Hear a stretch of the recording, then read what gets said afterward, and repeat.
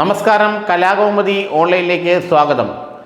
UDF-ൽ എങ്ങനെയെങ്കിലും കയറിപ്പറ്റാനുള്ള അറ്റകൈ പ്രയോഗവുമായി PV അൻവർ മുന്നോട്ട് പോവുകയാണ്. രാഹുൽ ഗാന്ധിയെ ഡൽഹിയിലെത്തി നേരിട്ട് കണ്ട് തൻ്റെ സങ്കടം പറഞ്ഞ് UDF-ൽ എങ്ങനെയെങ്കിലും ചേക്കാറാനുള്ള ശ്രമമാണ് ഇപ്പോൾ PV അൻവർ നടത്തുന്നതെന്ന് കോൺഗ്രസ് നേതാക്കൾ സൂചന നൽകുന്നു. നേരത്തെ രാഹുൽ ഗാന്ധിയുടെ DNA പരിശോധിക്കണമെന്നൊക്കെ പറഞ്ഞ് വലിയ വിവാദമുണ്ടാക്കിയ ആളാണ് PV അൻവർ. അന്ന് അദ്ദേഹം പിണറായി വിജയൻ്റെ വിശ്വസ്തനായിരുന്നു. എന്നാൽ പിണറായിയുമായി തെറ്റിയ ശേഷം UDF-ലേക്ക് കയറാനുള്ള സർവ്വ പണികളും എടുത്തെങ്കിലും VD സതീശൻ സമ്മതിച്ചില്ല. ഒരു കാരണവശാലും അൻവറിനെ UDF-ലേക്ക് കൊണ്ടുവരാൻ കഴിയില്ലെന്നുള്ള നിലപാടാണ് VD സതീശൻ എടുത്തത്. അതോടുകൂടി അൻവർ സതീശനെതിരെ തിരിഞ്ഞു. അതാണ് കഴിഞ്ഞ തെരഞ്ഞെടുപ്പ് കാലത്ത് UDF-ലേക്ക് കയറാൻ അദ്ദേഹത്തിന് കഴിയാതിരുന്നത്. UDF-ൽ അസോസിയേറ്റ് മെമ്പർഷിപ്പ് നൽകാമെന്ന് ലീഗും മറ്റ് കോൺഗ്രസ് നേതാക്കളും അൻവറിന് ഉറപ്പ് നൽകിയതാണെങ്കിലും അതും VD സതീശൻ അട്ടിമറിഞ്ഞു. അൻവറിനെ ഒരു കാരണവശാലും UDF-ലേക്ക് കൊണ്ടുവരാൻ കഴിയില്ലെന്നാണ് UDF ചെയർമാൻ കൂടിയായ സതീശൻ പറഞ്ഞത്. UDF ചെയർമാൻ എതിർത്ത് കഴിഞ്ഞാൽ പിന്നെ ഒരു പാർട്ടിക്കോ ഒരു വ്യക്തിക്കോ മുന്നണിക്കോ ഒന്നും UDF-ലേക്ക് കടന്നു വരിക അത്ര എളുപ്പമല്ല. ഏതായാലും PV അൻവർ ഇപ്പോൾ അതൊക്കെ മറന്നു. ആര്യാടൻ ഷൗക്കത്ത് ജയിക്കുമെന്ന സൂചന ഏറെക്കുറെ PV അൻവറിന് ലഭിക്കുകയും ചെയ്തു.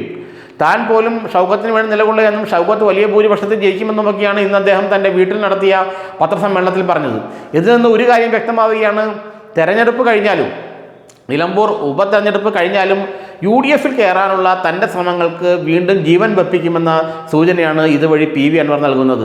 രാഹുൽ ഗാന്ധിയെ നേരിട്ട് കാണണമെന്ന് ആഗ്രഹം അദ്ദേഹം KC വേണുഗോപാലിനോട് നേരത്തെ തന്നെ പ്രകടിപ്പിച്ചിരുന്നു. എന്നാൽ തെരഞ്ഞെടുപ്പ് കഴിയട്ടെ എന്നുള്ള ഉത്തരമാണ് KC വേണുഗോപാൽ അദ്ദേഹത്തിന് നൽകിയത്.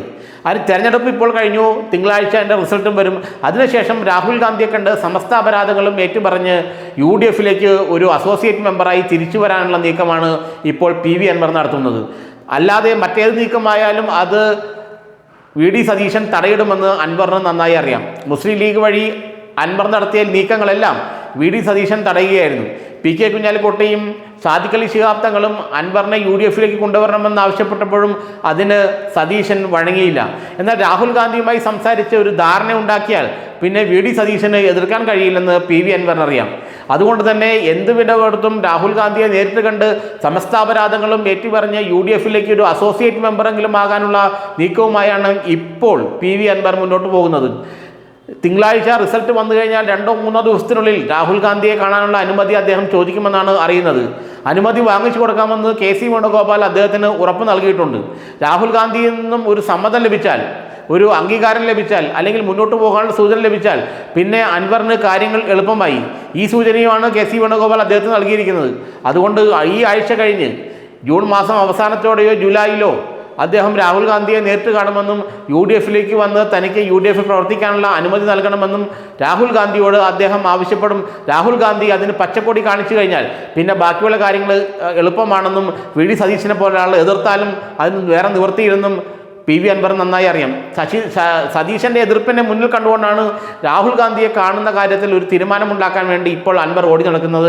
പലതവണ അദ്ദേഹം KC വേണുഗോപാലിനെ ബന്ധപ്പെട്ട് രാഹുൽ ഗാന്ധിയുമായി 2 മിനിറ്റെങ്കിലും സംസാരിക്കാൻ ഒരു അവസരം എനിക്ക് നൽകണമെന്ന് പറയുകയും ഇലക്ഷൻ കഴിയട്ടെ എന്നിട്ട് നോക്കാമെന്നുള്ള സൂചന അല്ലെങ്കിൽ ഉറപ്പ് KC വേണുഗോപാൽ അൻവറിന് നൽകുകയും ചെയ്തു. ഏതായാലും ആ ഉറപ്പിൻ്റെ ബലത്തിലാണ് ഇപ്പോൾ അൻവർ മുന്നോട്ട് പോകുന്നത്.